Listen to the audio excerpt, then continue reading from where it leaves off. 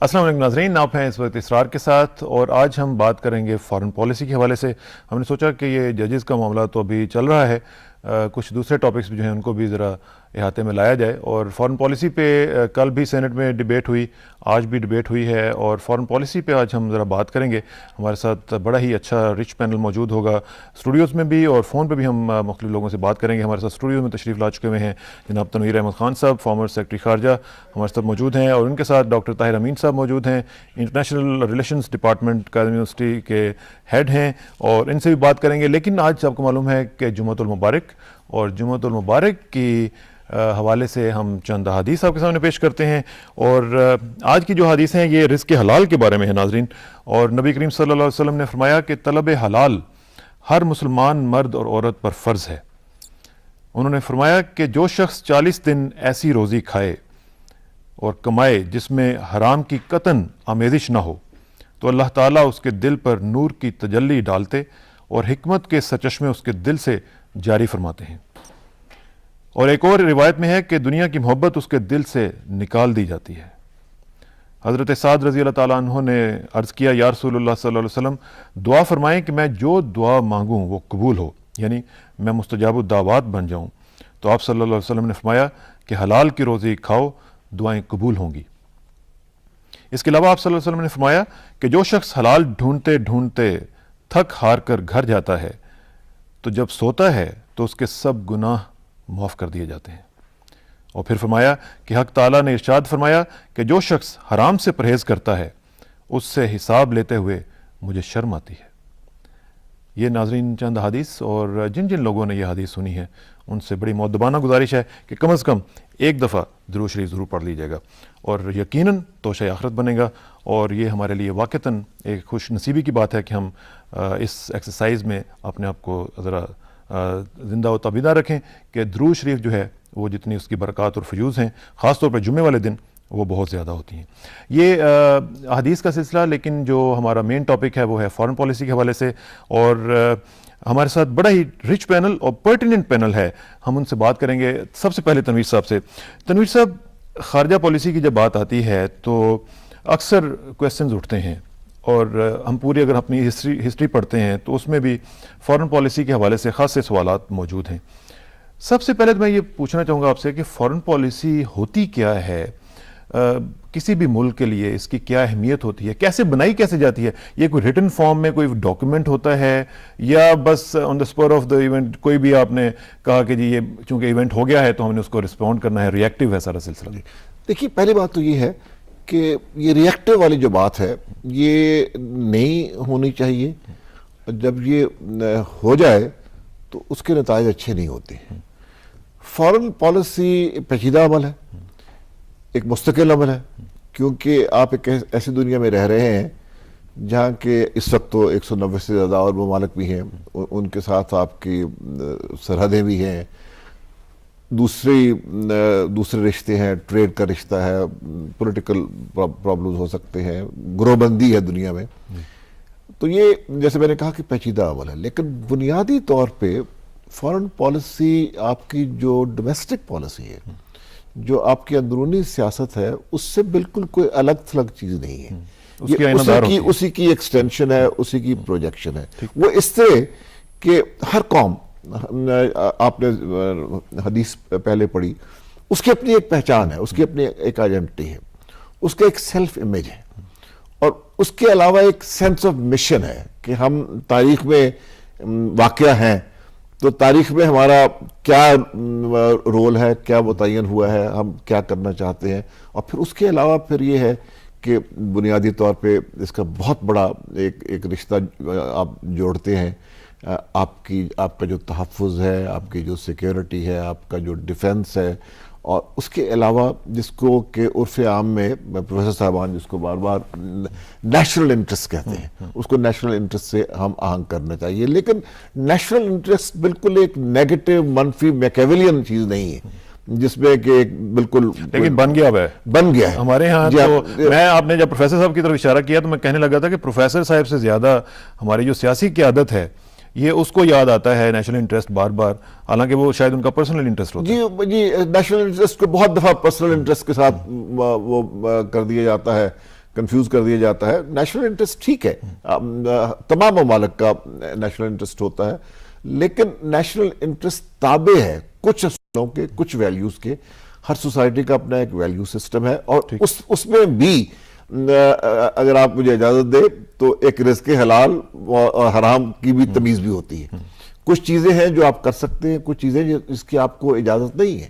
مثلا ہمارے ہاں جو اب آپ چونکہ آپ نے حدیث سے شروع کیا, تو آپ نے دیکھا کہ ہماری اپنی جو تاریخی وراثت ہے اس میں ایگریمنٹس, ٹریٹیز, حدیبیہ کی بات ہو, کچھ اور, ان کی جو اہمیت ہے, جو ان کا جو تقدس ہے, اس پہ بہت زور دیا گیا ہے کہ عہد جو شکنی ہے وہ اس کی اجازت نہیں ہے جب تک کہ حالات کوئی آپ کو بالکل مجبور نہ دوسری سائڈ جب تک. تو ایک ویلیو سسٹم ہے. بہرحال یعنی میں کہنا یہ چاہتا ہوں کہ یہ کچھ آئیڈیلسٹک ویلیوز ہوتی ہیں جن کا آپ کے پورے تعلق ہے آپ کے ایمان کے ساتھ, آپ کا جو اپنی پہچان ہے. کچھ یہ ہے کہ جو حالات ہوتے ہیں, اور ایک حد تک ریئیکٹو بھی ہوتا ہے. ریئیکٹو یہ ہے کہ اب آپ کا پڑوسی اگر نیوکلیئر ویپن بنانے میں مبتلا ہوا ہے اور آپ کو وہ دھمکا رہا ہے, ڈرا رہا ہے, تو اس کے ریئیکشن میں پھر آپ کو بھی کچھ کرنا ہے. تو کچھ فیصلے جو ہوتے ہیں وہ پیورلی ریئیکٹ بھی ہو جاتے ہیں. ٹھیک ہے. اچھا ڈاکٹر صاحب, آپ کا چونکہ تعلق پڑھانے سے, لکھانے سے ہے اور آپ پڑھاتے بھی ہیں اس حوالے سے, مجھے یہ بتائیں کہ جب ہم خود بھی پڑھا کرتے تھے فارن پالیسی آف پاکستان, اور جس یونیورسٹی سے آپ کا تعلق ہے اسی میں پڑھا کرتے تھے, تو کیا جو ہم پڑھا کرتے تھے کیا واقعتاً اسی طرح ہی اسی جو فارن پالیسی ہے, فارن آفس اس کو کنڈکٹ بھی اسی طرح کرتا ہے, یا صرف وہ ہم لوگ جو کتابوں میں پڑھا کرتے تھے وہ صرف کتابوں کی حد تک محدود تھا؟ میرے خیال میں جو تھیوریٹیکل اور پریکٹیکل سائڈ ہے اس میں کافی فرق ہوتا ہے, اور پریکٹیکل سائڈ جو ہے وہ بہت زیادہ پیچیدہ, بہت زیادہ مختلف اور بہت کمپلیکس ہے, اور اس کو اس نقطہ نظر سے سمجھنا ضروری ہے کہ فارن پالیسی کا جو تھیوریٹیکل پارٹ ہے وہ علیحدہ ہے, کہ ڈیسیجن میکنگ کیسے ہوتی ہے, کیسے کرنی چاہیے, پروسیس کیسے فارمولیٹ ہوتا ہے, یہ ساری چیزیں جو ہیں ان کے کیا پیرامیٹرز ہیں, وہ ایک ان تھیوری علیحدہ بات ہے. لیکن میں سمجھتا ہوں کہ عملی طور پہ پاکستان کی فارن پالیسی اس وقت شدید مشکلات کا شکار ہے, اور اس وقت بڑی زبردست ضرورت ہے اس چیز کی کہ ہم جو گزشتہ 7 سال سے, ایئر 2001 سے ہماری فارن پالیسی جس طریقے سے کنڈکٹ کی جا رہی ہے, اس کا ایک بڑا ڈسپیشنیٹ انالیسس کیا جائے کاسٹ بینیفٹس کا. ہمیں کیا حاصل ہوا, ہم نے کیا نقصان اٹھایا, اب ہمارے ملک کو کیا سیکیورٹی ریلیٹڈ خطرات درپیش ہیں, اور آئندہ ہمارے ساتھ کیا ہونے جا رہا ہے. میں سمجھتا ہوں کہ اس سارے تناظر کو صحیح معنوں میں ہمیں اب اس موقع پہ اسیس کرنا چاہیے, جبکہ ایک نئی حکومت جو ہے وہ ٹیک اوور کرنے والی ہے, اور اس کو فارن پالیسی کے بارے میں ایک ویژن ایوالو کرنے کی ضرورت ہے. اور وہ ویژن اس وقت تک ایوالو نہیں ہو سکتا جب تک کہ آپ کا پچھلے 7 سالوں کے, خاص طور پہ ایئر 2001 سے جو ہم نے پالیسیز چلی ہیں, ان کا ایک بہت ڈسپیشنیٹ انالیسس نہ کیا جائے کہ ہم نے کیا کھویا اور کیا پایا. آپ نے شدید مشکلات کا لفظ یوز کیا ہے. شدید مشکلات کا شکار ہے فارن پالیسی.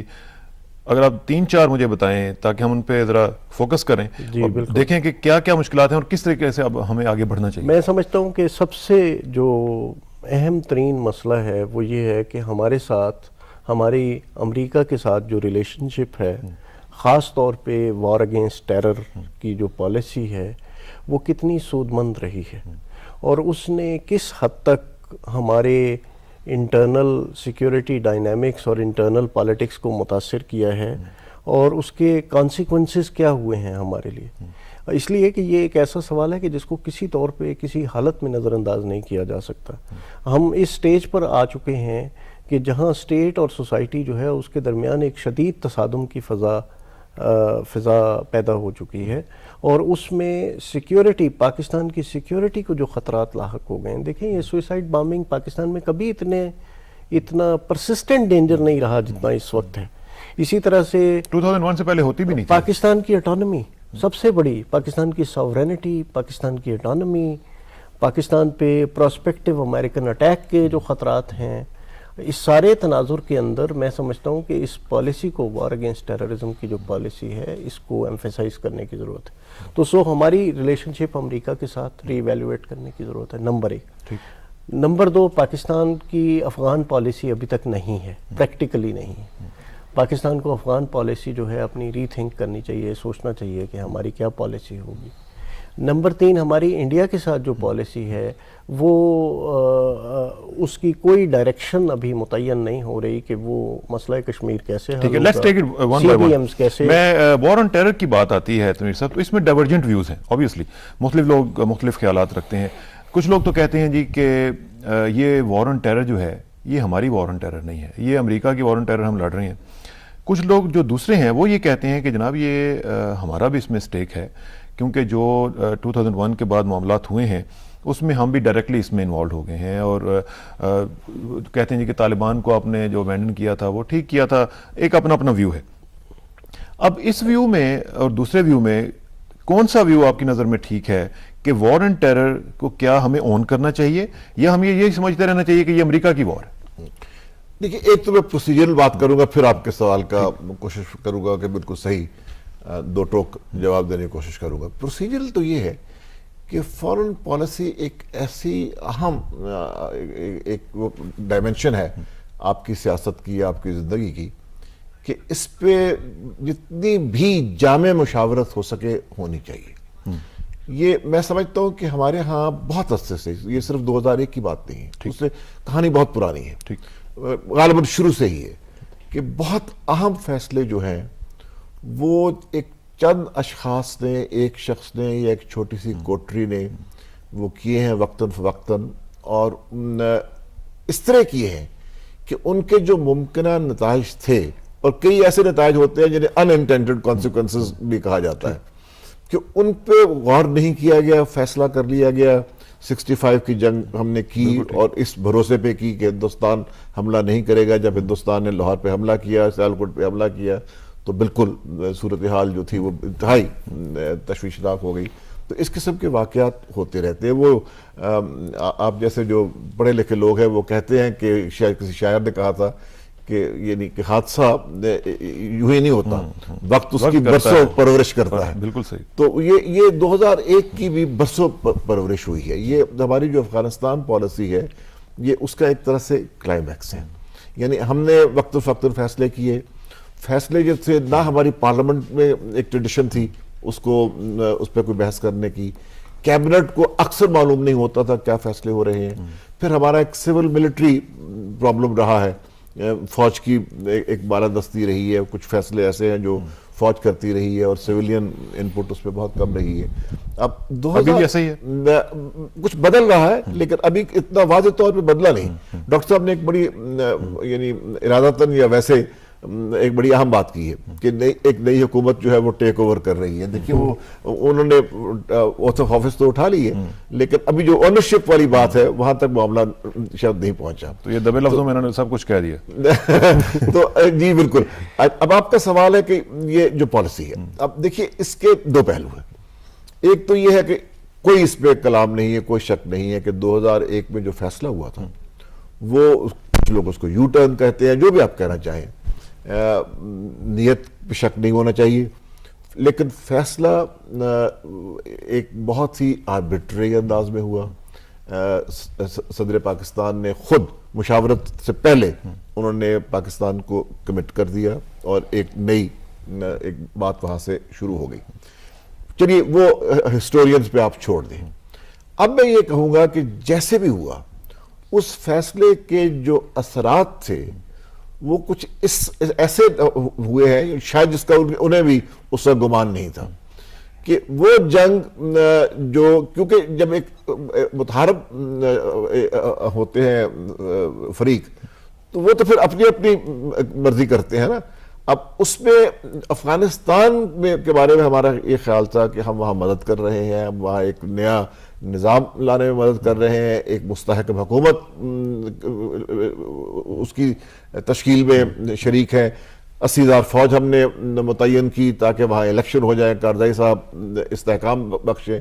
لیکن جو دشمن تھے جن کو زخم پہنچی اس آپریشن سے، انہوں نے بھی تو کچھ فیصلے کیے ہیں اور انہوں نے افغانستان کی جو جنگ تھی اس کو بہت کامیابی کے ساتھ پاکستان میں ایکسپورٹ کر دیا ہے. یعنی میں کہنا یہ چاہتا ہوں کہ وہ جنگ شروع تو ہوئی یقیناً امریکہ کی جنگ میں جس میں کہ ہمیں ان کا مبد ہونا پڑا, ان میں شریک ہونا پڑا, اور وہ ہم نے شرکت کی بہت زیادہ سوچ بچار نہیں کیا ہے. لیکن وقت کے گزرنے کے ساتھ ساتھ لیکن کیا دوسری کوئی آپشن تھی؟ جی میں اس پہ آتا ہوں, لیکن میں یہ مکمل کر لوں کہ وہ یہ جو اس وقت تو امریکہ کی جنگ تھی, لیکن وقت کے گزرنے کے ساتھ ساتھ اب یہ ہم چاہیں یا نہ چاہیں اب یہ ہماری جنگ بھی بن چکی ہے, کیونکہ جنگ نے اس سرحد کی کوئی تو پھر اگر یہ ہماری جنگ بن چکی ہے تنویر صاحب تو کیا ہمیں پھر اس کو اون بھی کر لینا چاہیے؟ میرا خیال ہے کہ اب کوئی چارہ نہیں ہے کہ اس کو ہم اون کریں, لیکن اون کرنے کا مطلب یہ نہیں ہے کہ اس جنگ کو آپ انہی ٹیکٹکس کے ساتھ لڑیں جن سے جو امریکہ وہاں امپلوائے کر رہا ہے. آپ کو اس کا جائزہ لینا ہوگا کہ اگر ہم اس میں شریک ہوئے ہیں یا پش ہوئے ہیں تو اس کی وجوہات کیا تھی, اس کے محرکات کیا تھے, اور ان سے عہدہ برا ہونے کے لیے بہترین طریقہ ہمارے اپنے تمدن کے مطابق, ہمارے اپنے مذہب کے مطابق, ہمارے اپنے نیشنل انٹرسٹ کے اس میں مطابق مزید بات کرتے ہیں. اور بریک کا وقت آن پہنچا ہے. بریک کے بعد مزید یہ وار آن ٹیرر کا مسئلہ ذرا حل کرنے کی کوشش کرتے ہیں اور دیکھتے ہیں کہ یہ وار آن ٹیرر ہماری ہے, امریکہ کی ہے, اگر ہماری ہے تو ہمیں کس طرح اس کو اون کرنا چاہیے, یہ اس پہ ذرا بات کریں گے after this break. Please sit tight, will be right back.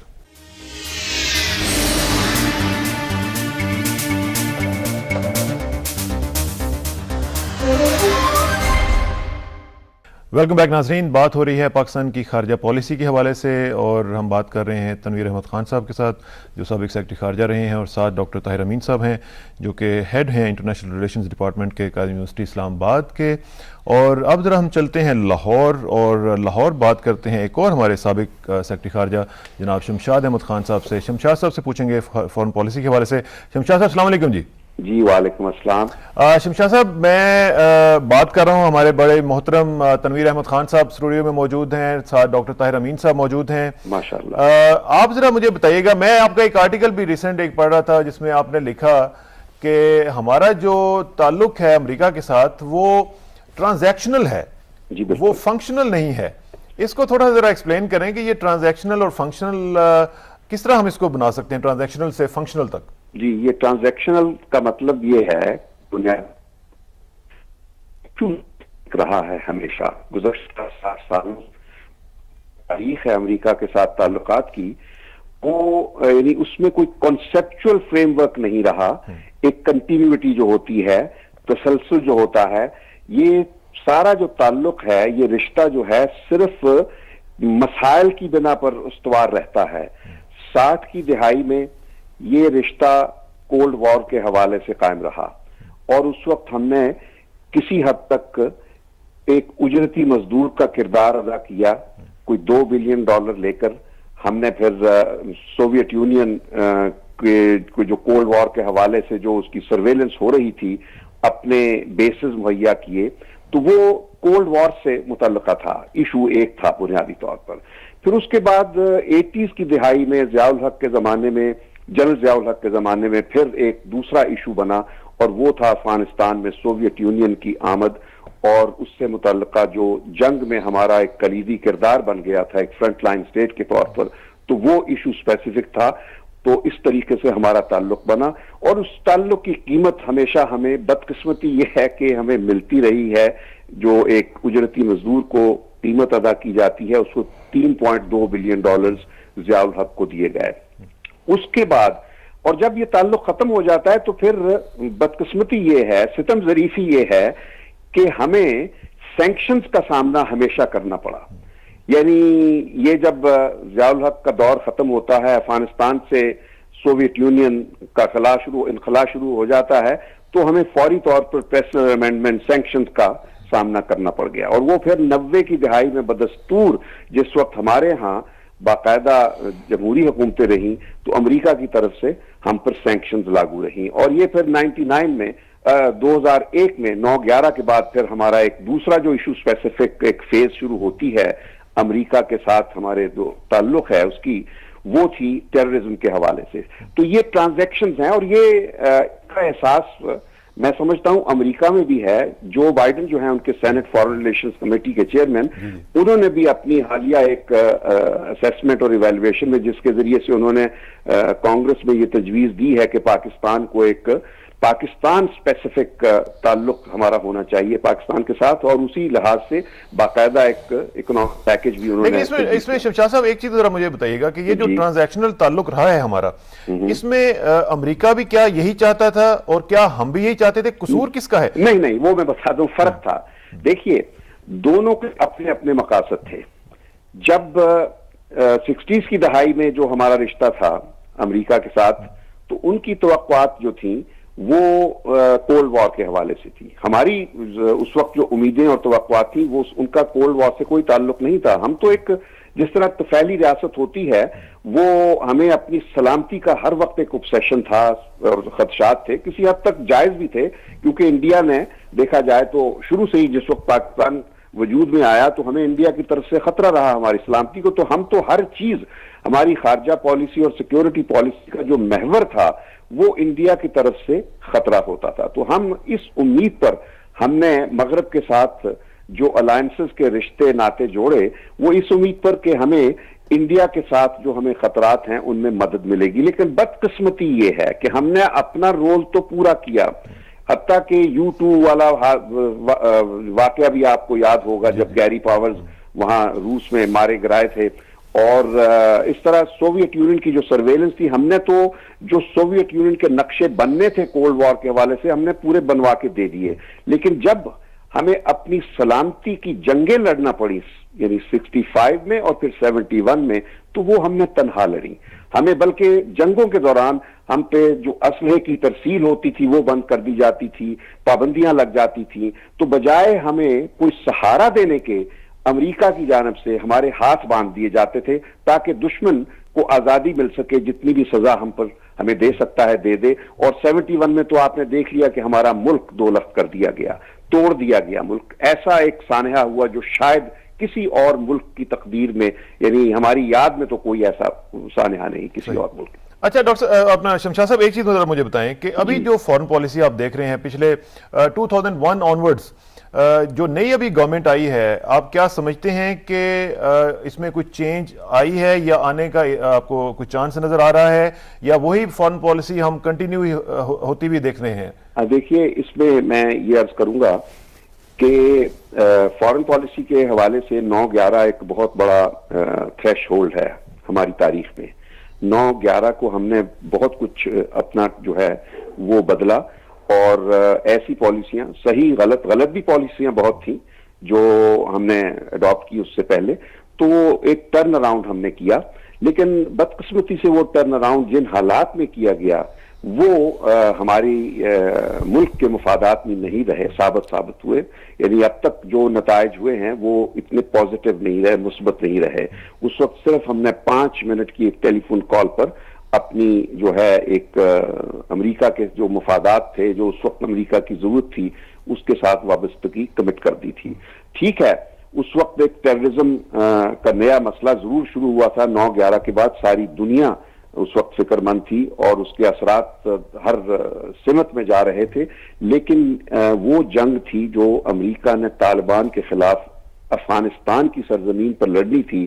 ہم بدقسمتی سے اس وقت اپنی اقتدار کی ضروریات کی خاطر, اپنے اقتدار کو طول دینے کی خاطر, اپنی ریلیونس ثابت کرنے کی خاطر ہم وہ جنگ وہاں سے کھینچ کر اپنی سرزمین پر لے آئے, اور اب تک وہ ہم جنگ لڑ رہے ہیں. آج ہمیں وہ جنگ اس کو اون کرنا پڑ رہا ہے. ہمیں یہ کہہ رہے ہیں کہ یہ جنگ ہماری اپنی ہے. 9/11 کے وقت یہ جنگ قطعی طور پر ہماری نہیں تھی. لیکن شمشاد صاحب ایک چیز ذرا مجھے بتائیں کہ ٹھیک ہے اون ہمیں کرنا پڑ رہا ہے, لیکن اب یہ بھی تو بتائیں کہ جو معاملات وہاں پہ ہو رہے ہیں, یہ کہا جاتا ہے کہ جی اپنے ہی لوگوں کے خلاف ایکشن لیا جا رہا ہے.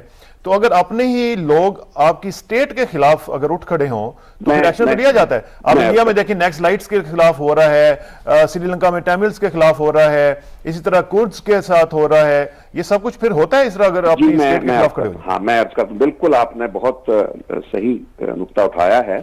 اس میں یہ ہے, میں جس طرح عرض کر رہا تھا کہ اگر 9/11 کو ہم اس وقت ہمارے ہاں لیجیٹیمیسی کا ایک خلا نہ ہوتا.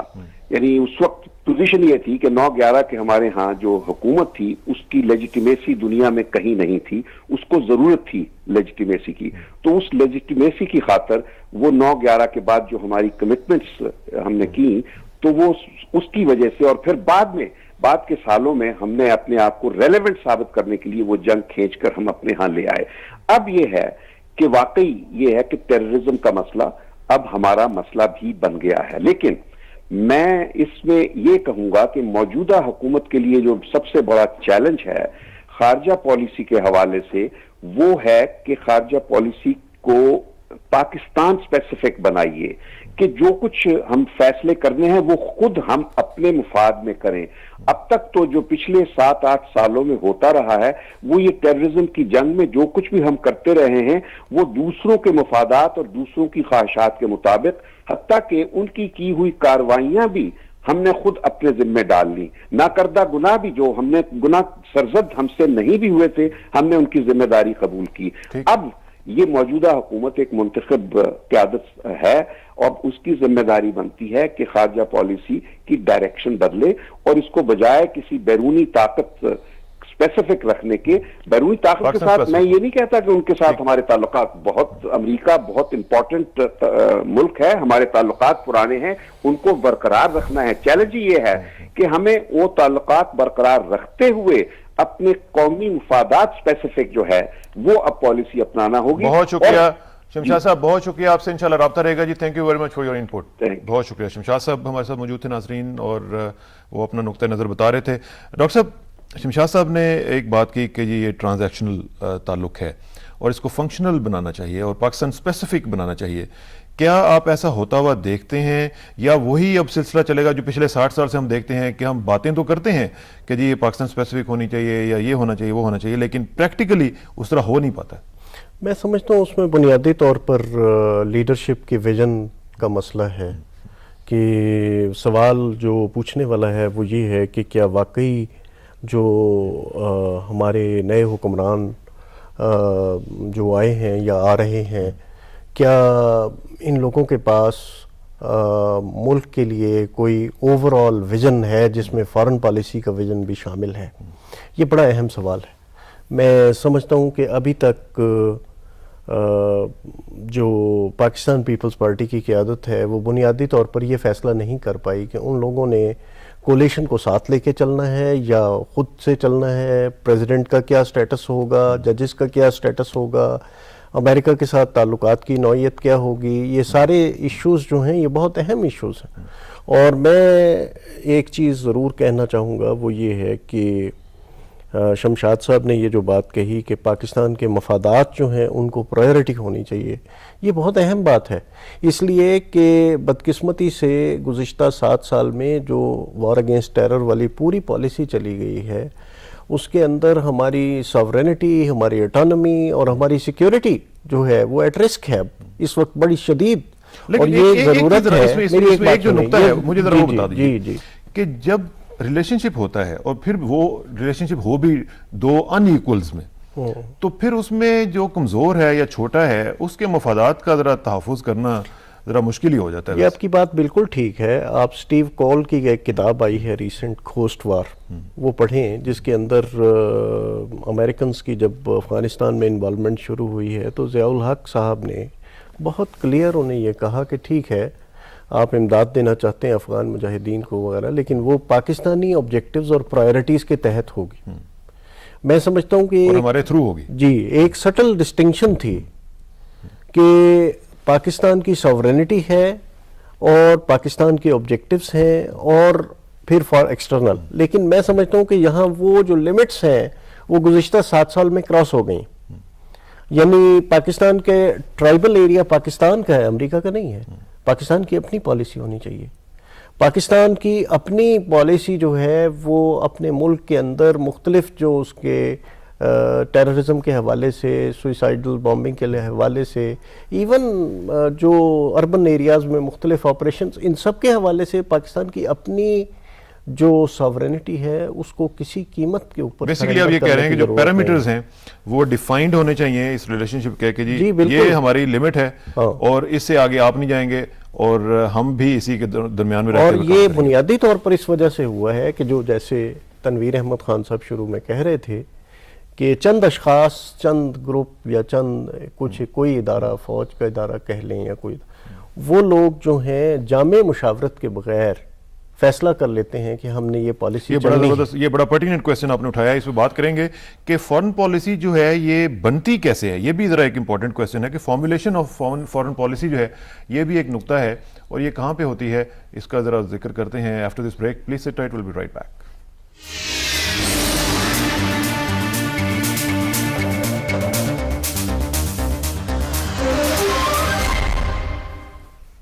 ویلکم بیک ناظرین، بات ہو رہی ہے پاکستان کی فارن پالیسی کے حوالے سے۔ تنویر صاحب، فارمولیشن آف فارن پالیسی یہ کیسے ہوتی ہے؟ یہ فارن آفس کے اندر کوئی ڈبیٹ ہوتی ہے آپس میں بیٹھ کے، فارن سیکرٹری اور دوسرے جو سیکرٹریز ہیں وہ بیٹھ کے آپس میں ڈسکشنز کرتے ہیں، ساتھ باقی ڈپارٹمنٹس کو بھی آن بورڈ لیتے ہیں، یہ کس طرح ہوتا کیسے؟ یہ بہت بجا مناسب سوال ہے۔ دیکھیے، ایک تو یہ ہے کہ فارن پالیسی اس وقت میں جو ہے ٹائم اور سپیس کمپریس ہو گئے ہیں، جغرافیہ کا کوئی خاص وجود نہیں رہا۔ یعنی آج جو ہندوستان کی جو ان کی میڈیم رینج میزائلز ہیں یہ ہماری، وہ 2-3 منٹ میں ایک دوسرے کو ہدف بنا سکتی ہیں۔ امریکہ جب چاہے وہ بہت دور سے ہمیں نشانہ بنا سکتا ہے۔ تو بہت کمپریشن ہو گئی ہے، وقت بڑا کم ہوتا ہے۔ لیکن کسی وقت بھی جب بھی کوئی صورتحال ہو، اس میں بہت سے سٹیک ہولڈرز ہیں۔ فارن پالیسی مرتب ہونی چاہیے تمام سٹیک ہولڈرز کے تجزیے کو سامنے رکھ کے۔ اچھا، یہ چاہیے کہ والی بات نہیں، میں آپ سے بات کروں گا کہ ہوتی کیسے، لیکن پلیز ہولڈ دس تھاٹ۔ میں ہمارے ساتھ موجود ہیں لاہور سے سابق وزیر خارجہ سردار آصف احمد علی صاحب، ان سے بھی ذرا بات کرتے ہیں۔ MNA بھی ہیں اور پیپلز پارٹی کے رہنما بھی ہیں۔ سردار صاحب السلام علیکم۔ جی وعلیکم السلام۔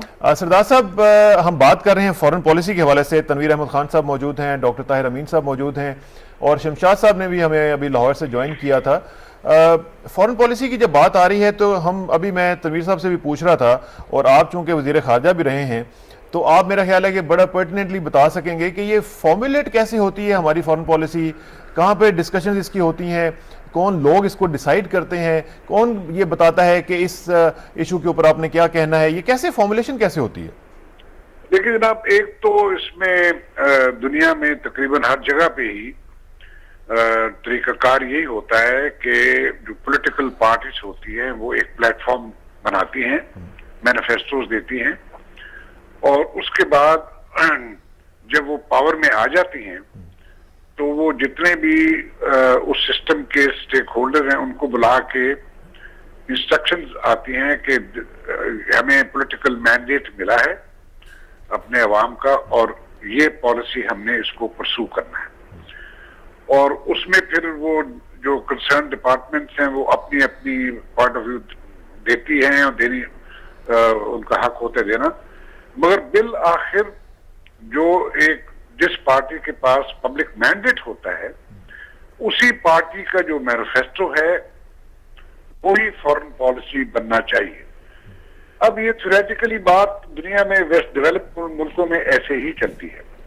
اب مسئلہ ہے جو تیسری دنیا کے جہاں یا تو ڈیموکریسیز کمزور ہیں، کانسٹیٹیوشنل انسٹیٹیوشنز کمزور ہیں، تو ان ملکوں میں جو جسے اسٹیبلشمنٹ کہا جاتا ہے اس کا رول بہت زیادہ ہو جاتا ہے۔ ہندوستان میں بھی رول ہے مگر پاکستان سے کہیں کم ہے۔ اب میں ریلیونٹ بات پاکستان کی کرنا چاہتا ہوں جی۔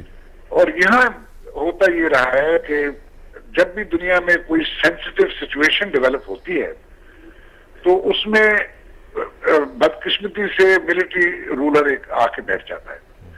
وہ پھر پرواہ نہیں کرتا کہ اس کی قوم کیا کہہ رہی ہے، کیا سوچ رہی ہے، اور وہ ایک اپنی خواہشات کے مطابق، اپنے مفادات کے مطابق پالیسی تشکیل کر کے اپنے عوام کی پرواہ کیے بغیر اس کو پش کرتا ہے۔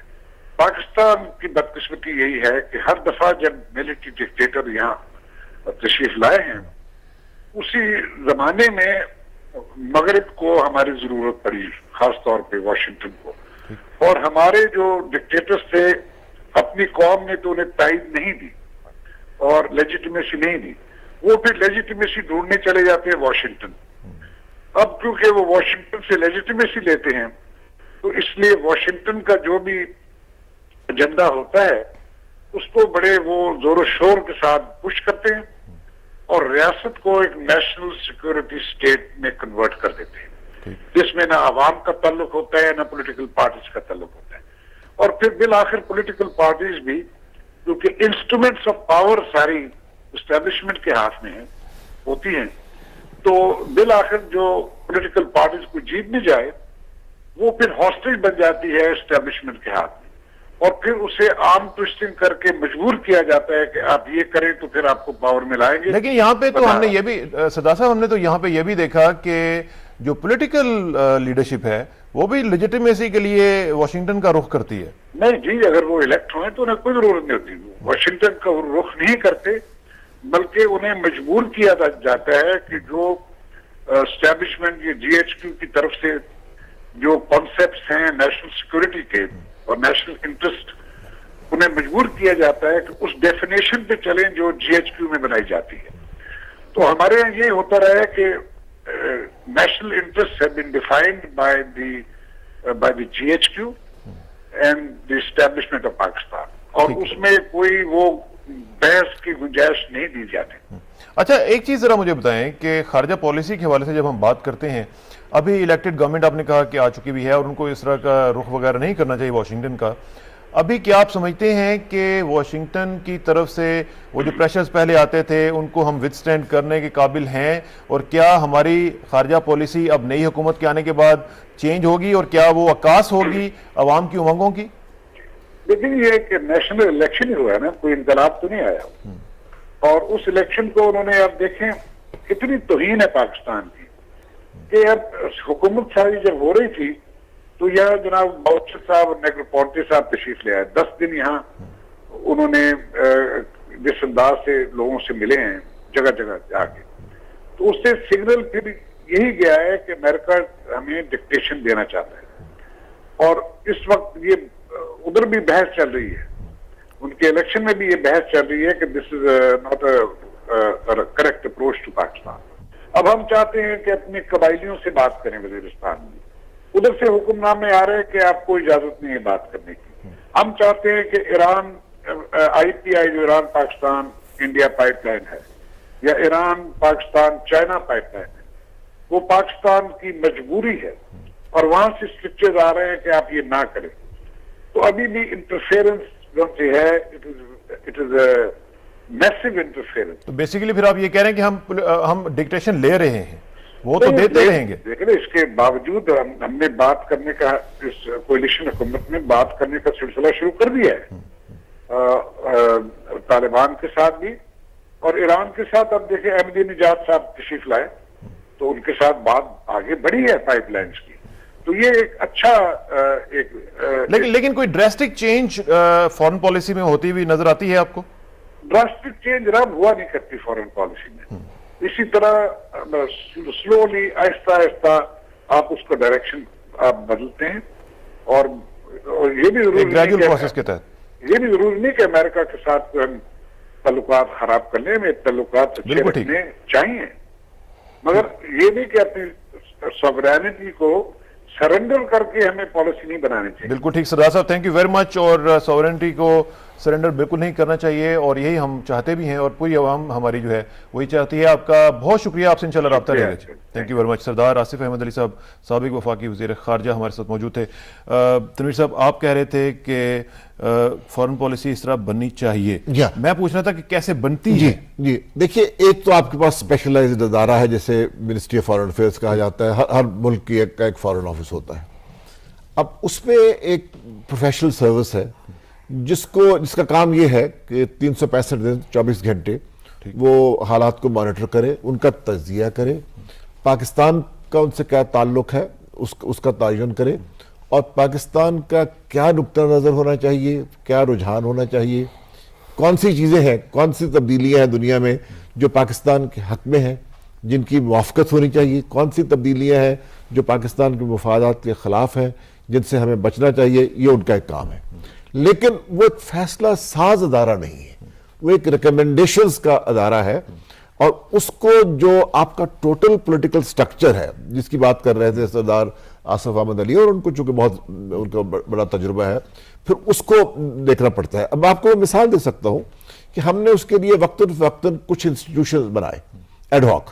اب اس وقت ایک نیشنل سیکیورٹی کونسل بھی موجود ہے، لیکن اس سے پہلے افغانستان کے لیے ہم نے ایک افغانستان سیل بنا رکھا تھا، ایک کشمیر سیل تھا جس میں تمام جو سٹیک ہولڈرز یا بہت سے سٹیک ہولڈرز کی نمائندگی تھی، پھر وہاں اس پہ بحث ہونی چاہیے. دشواری یہ ہوتی ہے کہ جب یہ اس پہ مشاورت ہوتی ہے تو مشاورت کرنے والوں کی جو اہمیت ہے وہ یکساں نہیں ہوتی.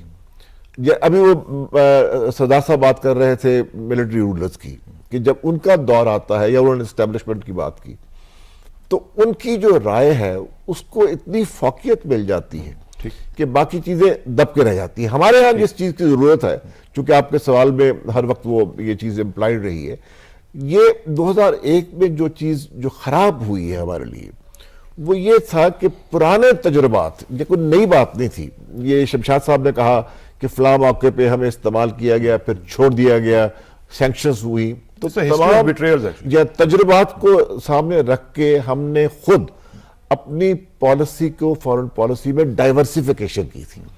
بہت امریکہ کی غم و غصہ، ناراضگی مول لے کے ذوالفقار علی بھٹو صاحب نے ایک ونڈو اوپن کی، اس میں فیلڈ مارشل ایوب خان نے بھی ان کی حمایت کی. چائنا ایران ہمارا ایک روایتی دوست ہے، اسلامی ممالک سے رشتہ آئیڈیولوجیکل بھی ہے.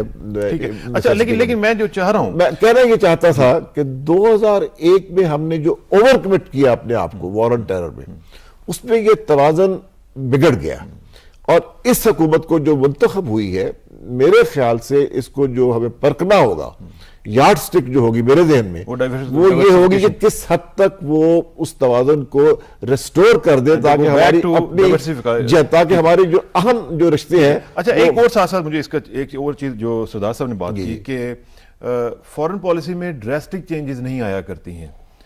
ہم نے کئی دفعہ دیکھا کہ گورنمنٹ چینج ہوئی، یورپ میں گورنمنٹ چینج ہوئی، اسپین میں چینج ہوئی، اٹلی میں چینج ہوئی، انہوں نے اپنی فورن پالیسی چینج کی. یہ عراق کے حوالے سے انہوں نے کہا جی کہ ہم ٹروپس اپنے واپس بلائیں گے. تو ڈریسٹک چینجز تو آتی رہی ہیں اور اس کی مثالیں ہمارے ہاں موجود ہیں. تو ہم کیوں نہیں اس طرح کی کوئی چیز لا سکتے کہ جس میں عوام کی امنگوں کے مطابق فورن پالیسی کبھی پاسبل ہو سکتی ہے ہمارے ہاں؟ جی دیکھیے، میرے خیال ہمارے ہاں یہ آپ کی مثالیں درست ہیں، لیکن میں سمجھتا ہوں کہ پاکستان میں ڈریسٹک چینج کا امکان بہت کم ہے. ایک تو یہ ہے کہ ہمارے ہاں جیسے کہ سردار صاحب نے کہا کہ انقلاب تو نہیں ہوا. ایران میں میں اس کا خود شاہد ہوں، میں 3 برس وہاں رہا ہوں. اب ریولوشنری ایران نے اپنی فورن پالیسی کو بالکل یکسر بدل دیا. وہ امریکہ کے ایجنٹ تھے جو ان کے بادشاہ تھے، امریکہ نے ان کو کمیشن کیا ہوا تھا گلف میں اپنی پالیسیز کو بڑھانے کے لیے. اس کو انہوں نے 180 ڈگریز چینج کیا اور یہ کہا نائدر ایسٹ نار ویسٹ، نہ مشرق نہ مغرب. اب ہمارے یہاں وہ صورتحال نہیں ہے، لیکن آپ اپنی پالیسی کو کیلیبریٹ کر سکتے ہیں، اس میں تبدیلی لا سکتے ہیں. ٹھیک ہے، بشرطے کہ جیسے ڈاکٹر صاحب نے کہا آپ کا ویژن کلیئر ہو کہ آپ کہاں، آپ کی منزل کیا ہے، کہاں کیسے. ویژن آپ نے کہا کہ بہت امپورٹنٹ ہے. ڈاکٹر صاحب نے ویژن کی بات کی تھی. ڈاکٹر صاحب ایک چیز جو میں پوچھنا چاہتا ہوں آپ سے، آج آپ نے سنا ہوگا امریکن امبیسڈر صاحبہ نے ایک بیان دیا ہے. انہوں نے کہا ہے کہ جناب ہم لوگ Pakistan is the 3rd largest recipient of US aid, and despite all that وہ کہتے ہیں کہ پبلک سینٹیمنٹ جو ہے وہ امریکہ کے خلاف ہے. اور میرا خیال ہے کہ وہ صحیح کہتی ہیں، کیونکہ سوائے اسرائیل کے دنیا میں امریکہ نے جہاں جہاں پہ بھی پیسہ لگایا ہے پبلک سینٹیمنٹ اس کے خلاف ہے. وائی سو؟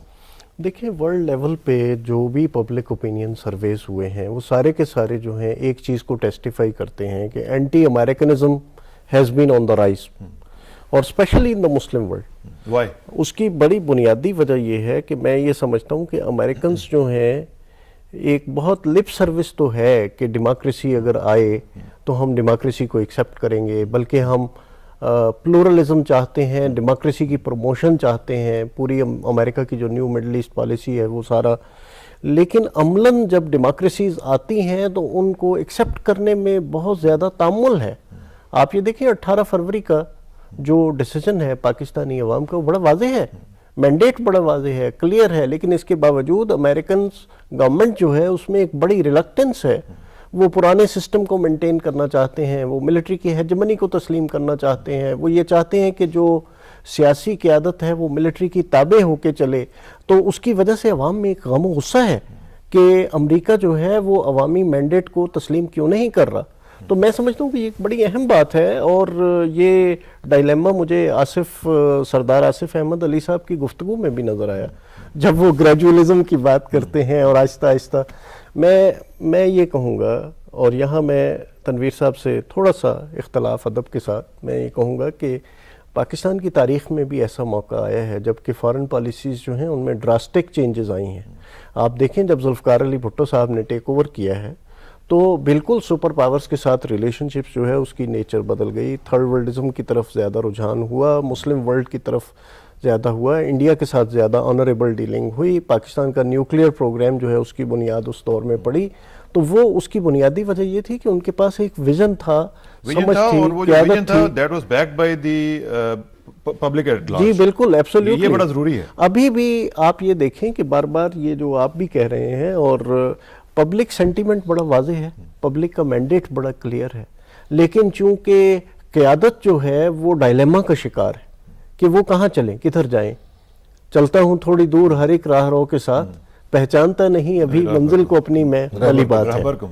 ٹھیک ہے، لیکن ڈاکٹر صاحب اس میں جو امپورٹنٹ چیز ہے وہ یہ ہے کہ کیا پولیٹیکل ول، یہ ہماری لیڈرشپ میں اس کا فقدان ہے کہ ہم نے کبھی بھی اس طرح کے ڈراسٹک میئرز نہیں لیے کہ جس میں، چلیں ڈراسٹک کو بھی چھوڑیں، اس طرح کا سینٹیمنٹ یا اس طرح کا میسیج دینا دوسری پارٹی کو کہ جناب یہ ہمارے، جس طرح ہم بات کر رہے تھے کہ ڈیفائنڈ ایک پیرامیٹرز ہونے چاہیے کہ یہ ہمارے پیرامیٹرز ہیں، اس پہ ہم جو کچھ بھی چاہیں گے آپ کے ساتھ انٹریکٹ کرنے کے لیے تیار ہیں، لیکن we will not go beyond that. میرے خیال میں ہاں ایک طرح سے ویژن کا بھی فقدان ہے اور ول کا بھی فقدان ہے کہ ہم نے لانگ ٹرم میں پاکستان کو کہاں لے کے جانا ہے. اور پھر ایڈ ہاکسٹ اور شارٹ ٹرم پالیسیز جو ہیں وہ ہمیشہ تباہی کی طرف لے جاتی ہیں. صحیح کہہ رہے ہیں. ایک لانگ ٹرم ویژن ضرور ہونا چاہیے، اور یہ کام قیادت کا ہے کہ انہیں چند ایک بڑے بنیادی فیصلے کرنے ہیں. کیا انہیں عوام کی خواہشات کا احترام ہے؟ نہیں ہے. کیا انہیں پاکستان میں جو سول سوسائٹی ایمرج کی ہے، کیا اس کی خواہشات ان کے نزدیک کتنی اہم ہیں؟ اور یہ کہ کیا ایک ڈیموکریٹک پولیٹیکل کلچر انہیں بلڈ کرنا چاہیے یا نہیں کرنا چاہیے؟ بالکل ٹھیک ہے، یہ آپ نے کویسچنز بڑے پرٹیننٹ بتائے. تنویر صاحب اب چونکہ ٹائم ختم ہو چکا ہے، میں آپ کا شکریہ ادا کرنا چاہوں گا. ایک فکرہ میں کہنا چاہتا تھا، صرف ایک آپ اجازت دیں. میں سمجھتا ہوں کہ نئی حکومت جو بنی ہے یہ اس وقت اس کشمکش سے دوچار ہے. ایک طرف تو وہ عوام جو رائے ہے اس کی تائید میں اس کو رسپونڈ کرتے ہوئے وہ کوشش کر رہے ہیں کہ اپنا لیوریج کچھ بڑھائیں. مثلا انہوں نے یہ کہا ہے، کھل کے کہا ہے کہ ہم یہ جو فاٹا کے لوگ ہیں یا سوات کے لوگ ہیں، ہم ان سے بات چیت کرنا چاہتے ہیں. امریکہ میں ابتدائی ریاکشن یہ تھا کہ نہیں، آپ کو اجازت نہیں ہے، جس کا کہ سردار صاحب نے ذکر کیا. لیکن تعامل کے ساتھ پھر انہیں مجبوراً یہ ماننا پڑا کہ چلیے آپ تجربہ کر کے مطلب یہ ہے کہ آپ یہ کہہ رہے ہیں کہ آپ آپٹمسٹک ہیں اور تھوڑا سا پروسیس شروع بھی ہو چکا ہے. میں یہ کہنا چاہتا ہوں کہ اگر پولیٹیکل ول ہو جیسے آپ نے کہا تو یہ کیا جا سکتا ہے. بالکل کیا جا سکتا ہے. تنویر صاحب آپ کا بہت شکریہ. ڈاکٹر صاحب آپ کا بہت شکریہ. ناظرین، جو بات ہو رہی تھی فارن پالیسی کے حوالے سے بیسیکلی وہ یہی ہے کہ پولیٹیکل ول ہونی چاہیے، اور جس طرح عوام کی امنگیں ہیں، اگر عوام چاہتی ہے کہ ویسٹ کی طرف مڑیں تو ویسٹ کی طرف اس کو موڑ لیں. اگر عوام چاہتی ہے کہ ویسٹ کی بجائے مشرق کی طرف جانا ہے تو پھر آپ کو بھی اس کا خیال رکھنا چاہیے، اور فارن پالیسی جو ہے وہ عوام کی امنگوں کے مطابق ہونی چاہیے. اور آخر میں دعا کہ میری عزت کے لیے کافی ہے میرا مولا کہ میں تیرا ہی بندہ ہوں، اور میرے فخر کے لیے کافی ہے کہ تو ہی میرا پروردگار ہے. تو بالکل اسی طرح ہے جس طرح میں چاہتا ہوں، مجھے بھی اسی طرح بنا دے جس طرح تو چاہتا ہے. سپردم بتومائے خیشرا تو دانی حساب کم و بیشرا. مجھے اسرار کسانوں کو منڈے تک کے لیے اجازت دیجیے. منڈے کو انشاءاللہ ملاقات ہوگی. اللہ حافظ.